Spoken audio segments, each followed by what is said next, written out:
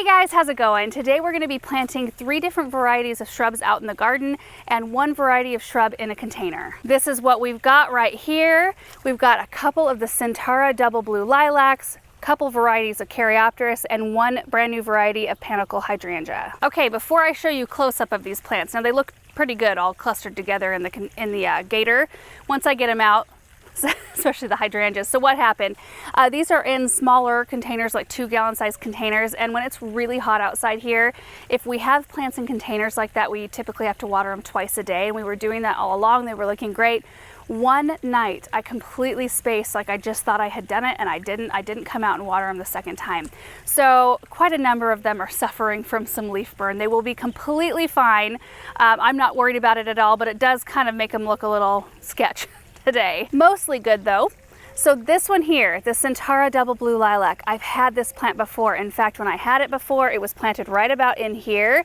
So our old flower bed, like the fence was about here, and then there was a driveway right here. Well, this used to be field, all this grassy area, and gophers would come up underneath the fence and they would eat the roots out from underneath plants, and that's what happened to my lilac before.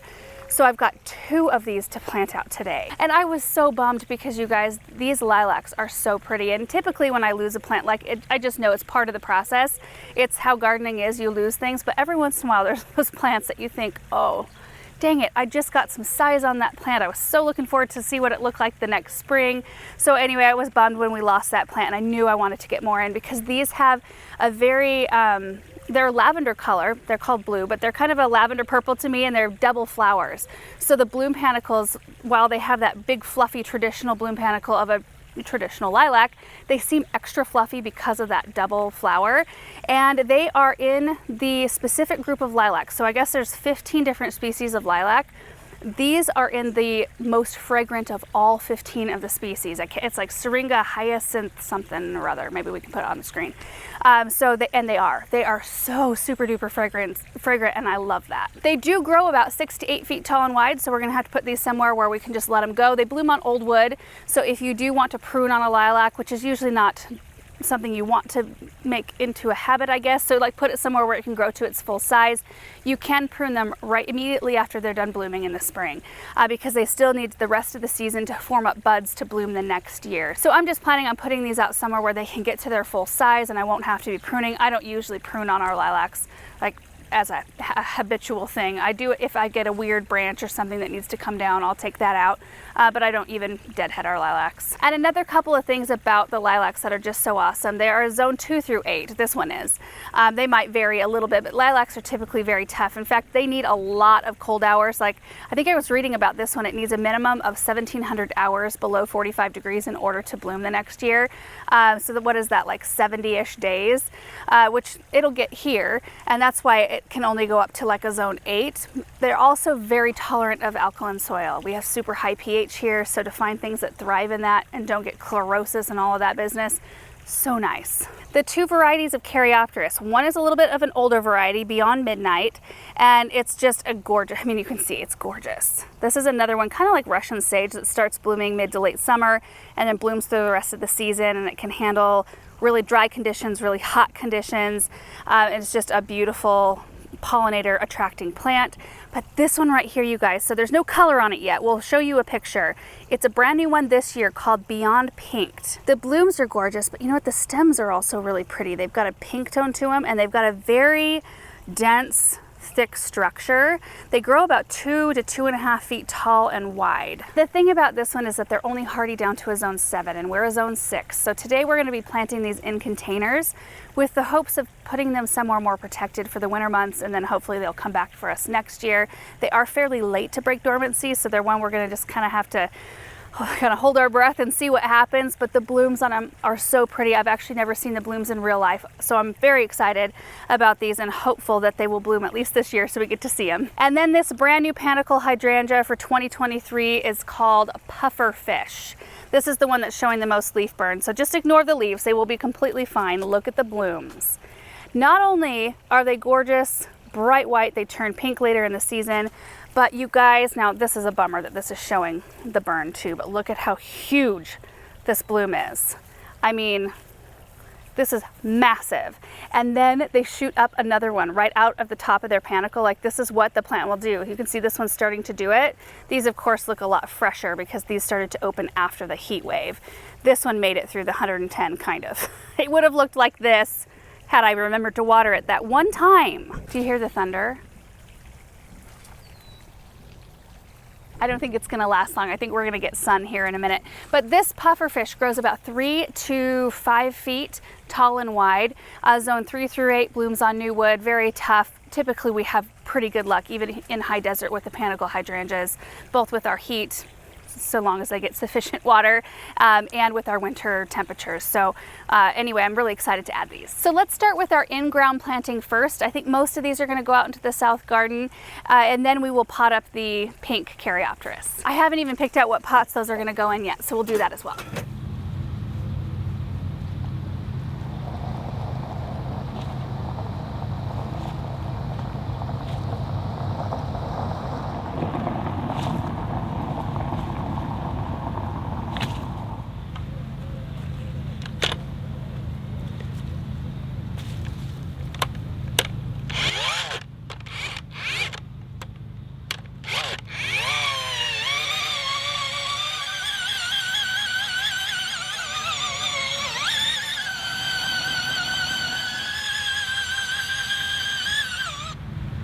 So they say that these are like a puffier version of Bobo.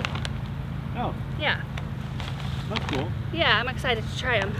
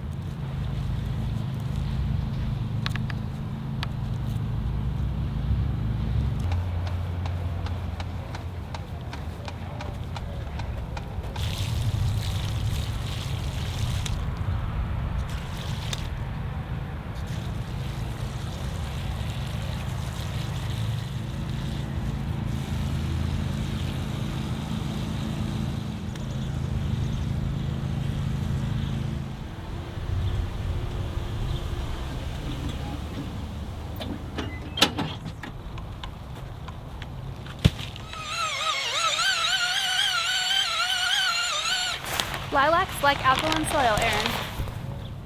Do they like it or do they tolerate it? They love it. Really? Yeah. Like they prefer it to acidic? Yeah.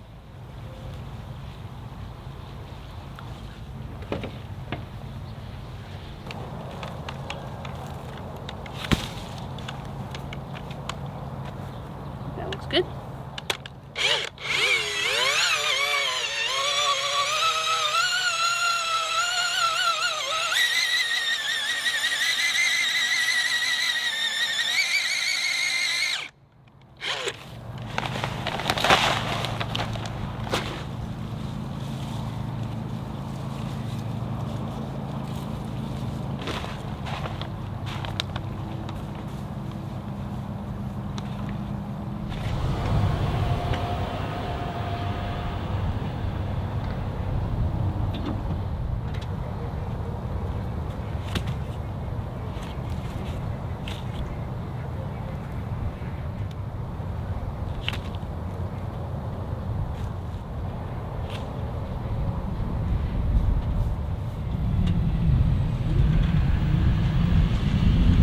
All the in-ground planting is done. They all ended up over here in this corner. So I'll show you around this area and then we'll go pick out some pots for the other Caryopteris. Let's start with these hydrangeas.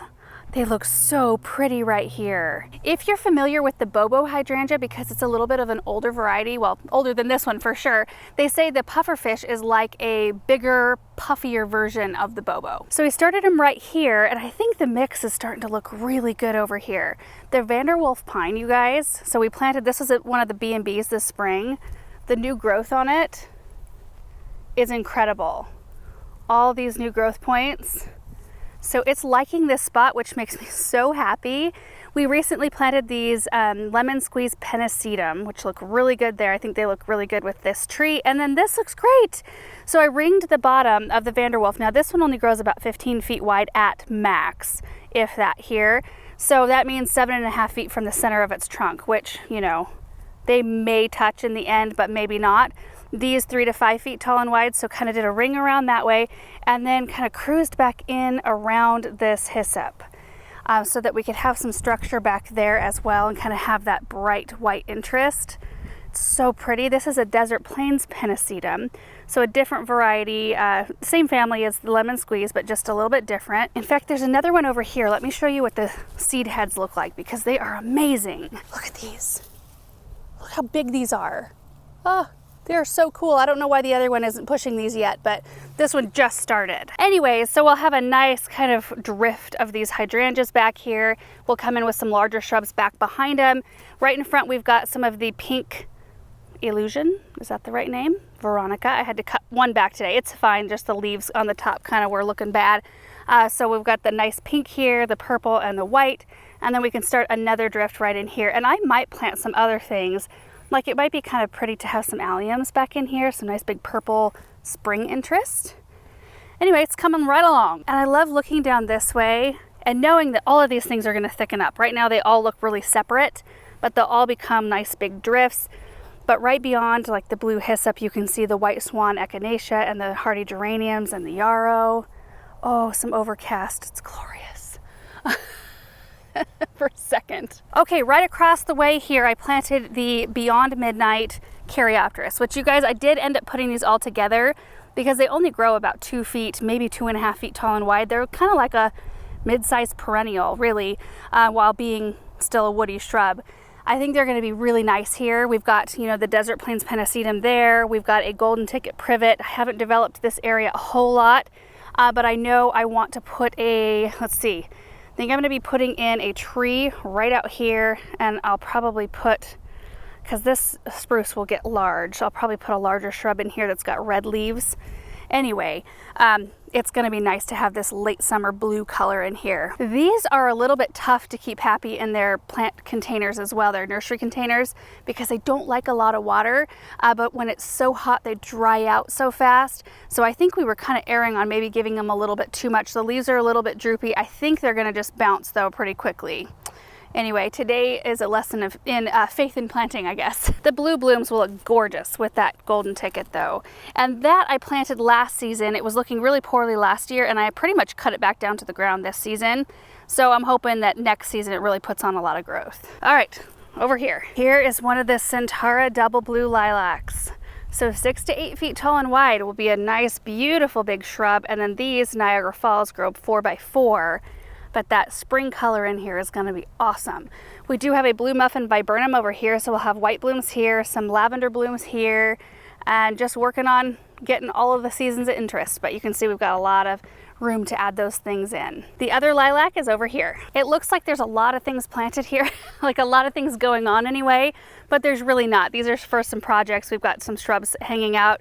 We've got a Kwanzaa cherry right here, double pink blooms in the spring. Then the Centara double blue right below it, which will be the nice lavender. And then we've got the weeping white spruce, which is doing fantastic. And then of course there's a willow here, the flame willow, which is actually planted. There's a few that are not planted right here yet. I think those might go to the new property. I was actually thinking those limelight primes would look real pretty planted in the ground right here, don't you think? All right, so that is it for our in-ground planting today. So let's go find some containers now.